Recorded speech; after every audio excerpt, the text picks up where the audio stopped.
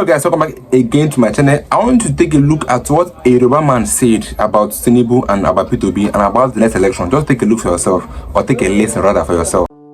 We say we are Yoruba. We are supporting the best candidate. Who is a Yoruba person? That's who we are supporting. Some people say no. That is not it. We are supporting somebody from another enclave, you know, justifiably so for them, you know. So, and then we now believe, then after the election, those of us who says we are going to support the best candidate who's from Yoruba land, we won. At the unit level, we defeated everybody. We defeated our brothers and sisters who say, you know. So I believe that should end the quarrel. Me, I don't believe there is a faction, because we are going to align at the end of the day. We are going to align. How would that alignment take place if there is a sharp difference in political ideology? And I'll give you, an example, taken from the reference that you made during the 2023 general elections, that, a faction or a group of you supported the Yoruba candidate, Bola Ahmed Tinubu, who eventually won. Yes. The other party, supported Mr. Peter Obi. You didn't mention his name, but it's obvious that that's where you were driving at. Is it not clear that the other faction that is now more in the news are for power going to the Southeast, which is represented by Obi? So at what point would there be a convergence if you are still supporting Bola Ahmed Tinubu? Or are you no longer supporting him? 110% supporting him. How then would there be convergence? DC, particularly towards 2027, just in case if Obi runs again, either on the platform of Labour or, as Dairu Majid said to us, maybe on the platform of the PDP. let me tell you. Yes, 2027 is coming. Our catchment area is Yoruba land. Fafenifere. Baba Olowo said, be a proper Yoruba man first before you can claim to be a good Nigerian. So, the last election, we clear everywhere. So, anybody can talk on the pages of newspaper. You know our ideology, you know our history. This Asiwaju's government, whether we like it or not, we are going to be there for as long as it's there. It's us now. Is this a position or the position of? So guys, I don't allow you guys to take a look at what an elderly person said. Someone that is in Nigeria said. Like, I believe you could hear what this man was saying. That the Yorubas will still stand with Tinubu. Like I said, that tribalism is one thing that will make Nigeria never to work. Tribalism, this issue of my brother North, my brother Igbo, Hausa, Yoruba, is going to be the reason why Nigeria will never work.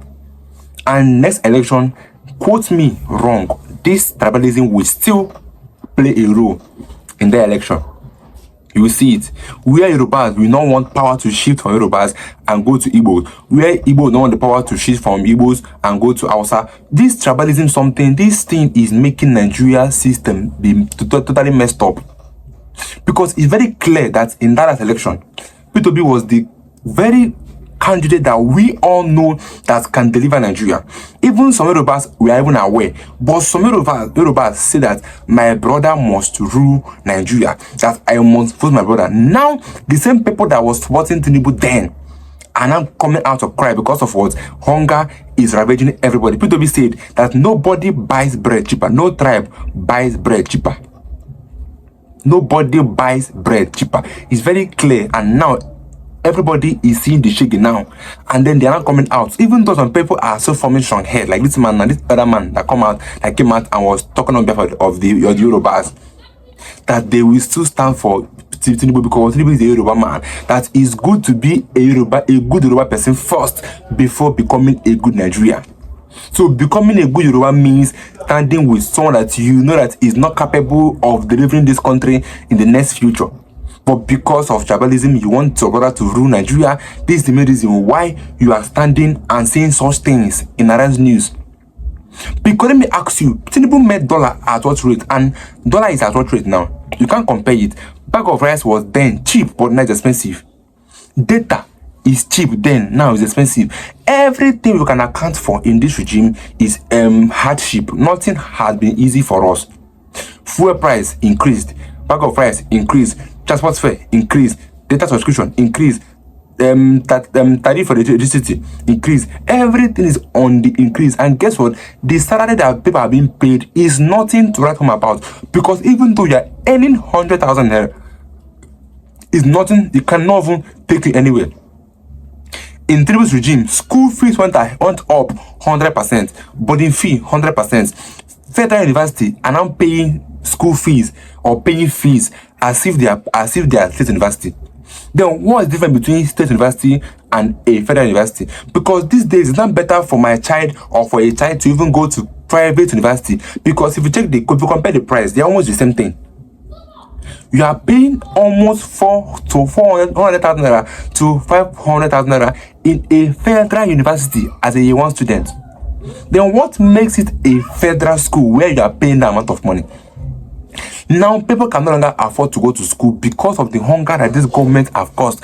And then somebody that called himself an elder is still coming out to say such things, that it's better to be a good Yoruba first than to be a good Nigerian. To me, that statement does not make any sense to me.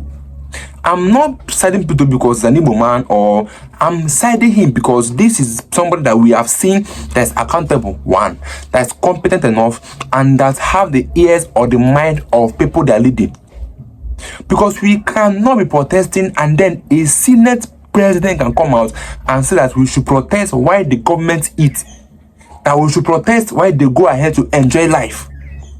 Is that a way you address the masses? They had a 30 days rant challenge about how terrible these governments are. None of the governments even came out to address the masses. Rather, they are threatening to shut down TikTok. They are threatening those that was ranting. And then somebody is coming out to tell me that they will still vote for Tinubu in the next coming election, no matter what, because he's a Yoruba man. The level where we are in this country is frustrating that some persons have not yet learned. I'm happy that some have learned too, though some are yet to learn.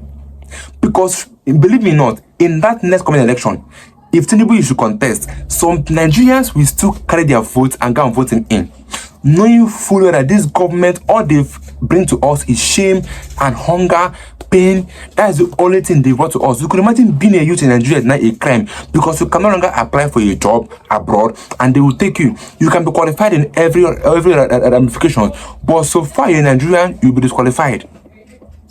So far you're in Nigeria, I have a friend that was qualified. He passed every test. Then for them to commence with the interview, they now found out that this boy was a Nigerian. Guess what? They disqualified him automatically. So in Nigeria, being in Nigeria now as if it's a crime in other countries. This is what the shame that our government have put us through. But let me get your views in the comment section. I'll be guys in my next video. Stay tuned, guys.